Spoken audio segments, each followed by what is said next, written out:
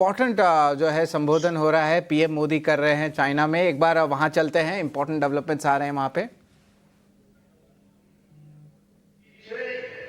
सुरक्षित नहीं समझ सकता, इसलिए आतंकवाद से लड़ाई में भारत ने एकजुटता पर बल दिया। इसमें एससीओ रेट्स की बहुत महत्वपूर्ण भूमिका रही। इस वर्ष भारत ने ज्वाइंट इंफॉर्मेशन ऑपरेशन को लीड करते हुए अल कायदा और इससे जुड़े आतंकी संगठनों से लड़ने का इनिशिएटिव किया। हमने रेडिकलाइजेशन के विरुद्ध समन्वय बढ़ाने और मिलकर कदम उठाने का भी प्रस्ताव रखा।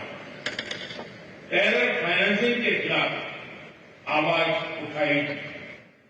इसमें मेरे समर्थन के लिए मैं आभार व्यक्त करता हूं। एक्सेलेंसी, भारत पिछले 4 दशकों से निर्मम आतंकवाद का दंश झेल रहा है। कितनी ही माताओं ने अपने बच्चे खोए और कितने बच्चे अनाथ हो गए। हाल ही में हमने पहलगाम में टेररिज्म का बहुत ही घिनौना रूप देखा। इस दुख की घड़ी में जो मित्र देश हमारे साथ खड़े रहे, मैं उनका आभार व्यक्त करता हूं। यह हमला केवल भारत की अंतरात्मा पर ही आघात नहीं था, यह मानवता में विश्वास रखने वाले हर देश, हर व्यक्ति को खुली चुनौती थी। ऐसे में प्रश्न उठना स्वाभाविक है, क्या कुछ देशों द्वारा आतंकवाद का खुलेआम समर्थन हमें स्वीकार्य हो सकता है? एक्सेलेंसी, हमें स्पष्ट रूप से और एक स्वर में कहना होगा कि आतंकवाद पर कोई भी डबल स्टैंडर्ड स्वीकार्य नहीं होंगे। हमें मिलकर आतंकवाद का हर रंग में, हर रूप में विरोध करना होगा। ये मानवता के प्रति हमारा दायित्व है। एक्सेलेंसी, अब मैं दूसरे स्तंभ सी यानी कनेक्टिविटी पर अपने विचार रखना चाहूंगा। भारत का हमेशा से मत रहा है कि मजबूत कनेक्टिविटी से केवल व्यापार ही नहीं, बल्कि विश्वास और विकास के द्वार भी खुलते हैं। इसी सोच के साथ हम चाबहार पोर्ट और international north south transport corridor जैसे इनिशिएटिव पर काम कर रहे हैं।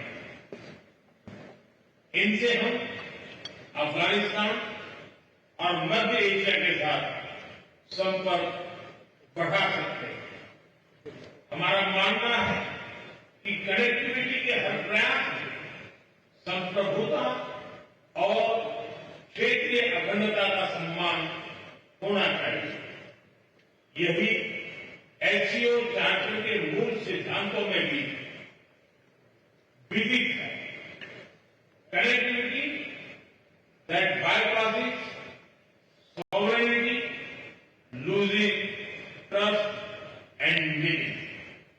Excellency, तीसरा स्तंभ है O यानी opportunity. Opportunity for cooperation and reform. 2023 में भारत की अध्यक्षता के दौरान नई ऊर्जा और विचारों का संचार हुआ। स्टार्टअप और innovation, traditional medicine, youth empowerment, digital inclusion और शेयर्ड बुद्धिस्ट हेरिटेज जैसे नए विषयों को अपने सहयोग में जोड़ा।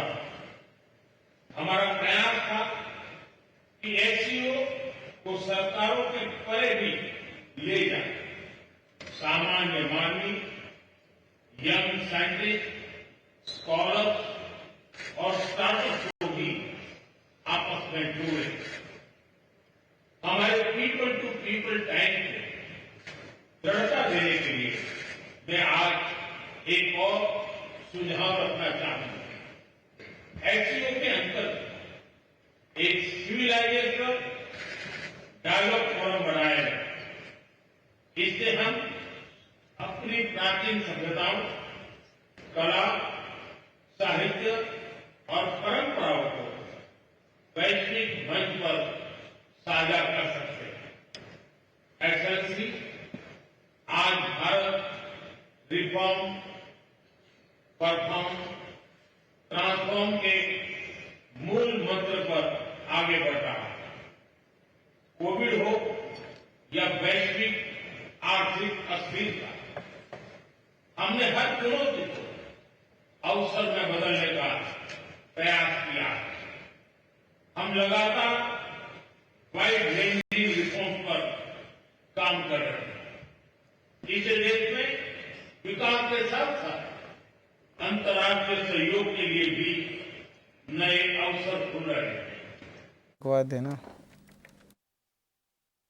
में पीएम मोदी का संबोधन आप सुन रहे थे और पीएम मोदी ने साफ साफ कहा कि आतंकवाद को लेकर डबल स्टैंडर्ड नहीं चलेगा और उन्होंने कहा कि जीरो टॉलरेंस की पॉलिसी होनी चाहिए। देखिए, एससीओ वो मंच है जिसके सदस्य दोनों के दोनों देश भारत और पाकिस्तान, ये 2017 से इसके पार्ट हैं और इस मंच का इस्तेमाल भारत ने पाकिस्तान को काउंटर करने के लिए बार बार किया है और यहां पर भी हम वही देख रहे हैं।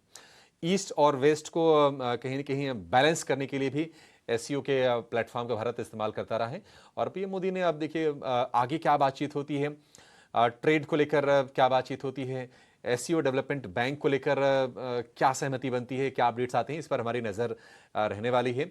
जो एससीओ का जो डिक्लेरेशन आएगा वो काफ़ी ज़्यादा इंपॉर्टेंट होगा इस समिट के कंक्लूड होने के पश्चात। लेकिन